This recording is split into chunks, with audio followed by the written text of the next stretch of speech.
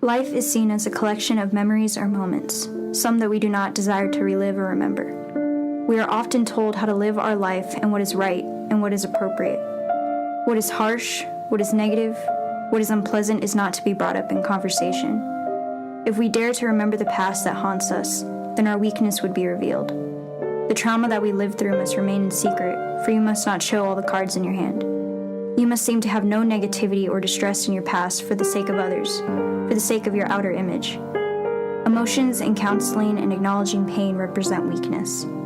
We must ignore the core of our problems to carry on the facade of normalcy. After I called the police, I called my parents to let them know that I wasn't coming home.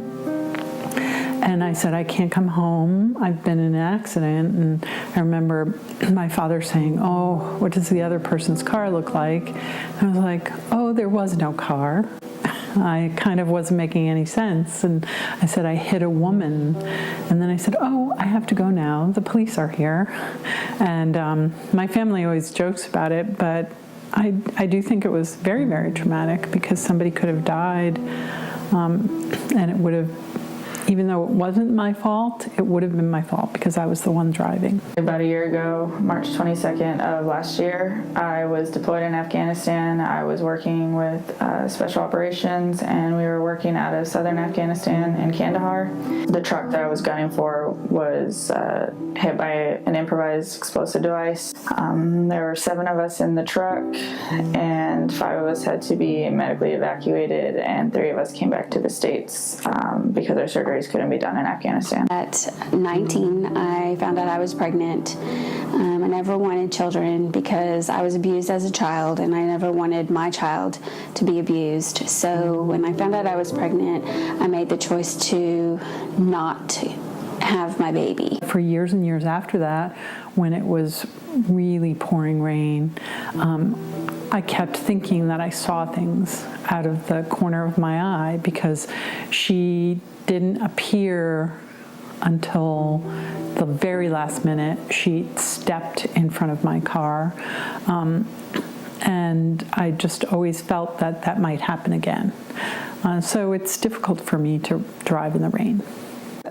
I can walk and things like that. However, I still have struggled trying to get back to normal, some sort of normalcy, as far as being able to do everything that I was able to do before. And all I could think about was my child still inside of me in pieces and wondering why me, their mom, was doing, why I did what I did. Those memories never go away. They walk down a hallway that reminds them of the place where it occurred.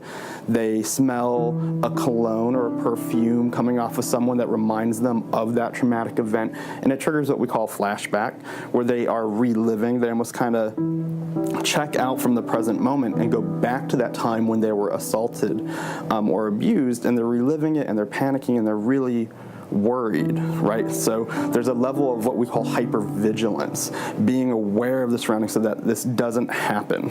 It's like a dream. They're hurtling in front of your car and hitting the pavement, and you think that maybe you've killed someone. I try not to think about it too much. There are some days where I just don't really want to be around people and I just want to stay home. And I didn't really do that before. I've had issues with just like sudden loud noises. I experience it every time I go to the doctor. Every time, as women, we have examinations, and every time my feet are in the stirrups, every time I see a pregnant lady, every time I think that I want another child, every time that my daughter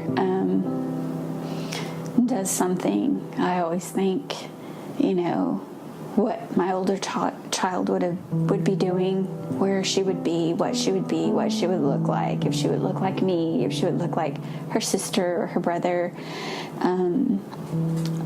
I think I experience it probably on a daily basis, if not once a week. I think about her. especially when words come out of my mouth, I want a child. Women are more comfortable expressing their emotions and saying, this is how I feel.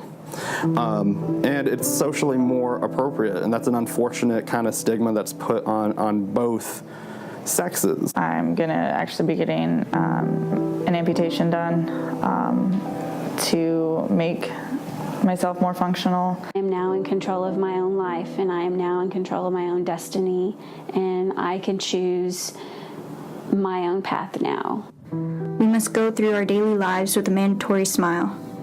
When the rain runs down your cheek like burning tears reminding you of the day you can never take back, smile through the pain and empty your mind. When you hear the first applause in a theater and you flash back to the aftermath of a pulled trigger, you must bury the memory, the thought, and the emotion. When, in passing, you smell the smoke of old cigars that lingered in your hair each night after he left your room, remember to think of roses and to let your thoughts dissipate with the winds. Memories are meant to be forgotten, and talking about your demons bleeds weakness into your life. It is such a shame that the culture and society that inhabits our daily life is filled with such judgment and stigmas around grief counseling and therapy. Why is it normal that the male population is hard-pressed to even acknowledge their feelings, let alone enter a therapist's office? Why is it a common consensus that the female population in general is seen as the weaker sex, and those that have the immense bravery to face the darkness in their lives are seen as even more pathetic?